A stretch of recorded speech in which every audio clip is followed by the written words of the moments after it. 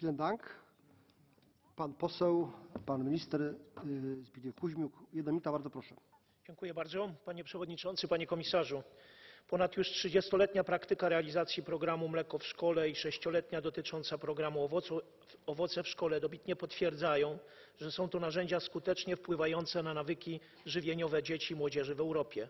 Dlatego też inicjatywa Komisji z grudnia 2014 roku, aby połączyć obydwa programy i realizować je według wspólnych ram prawnych i finansowych, zasługuje na zdecydowane wsparcie Parlamentu.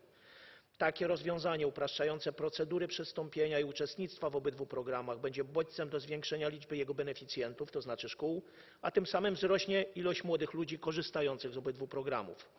Ponownie należy rozważyć zwiększenie ilości środków finansowych na program Mleko w szkole, przynajmniej do podobnego poziomu finansowania, jakie ma program Owoce w szkole, czyli do kwoty 150 milionów euro rocznie. Delegacja polska w grupie EKR będzie głosowała za przyjęciem sprawozdania pana Tarabelli. Dziękuję bardzo.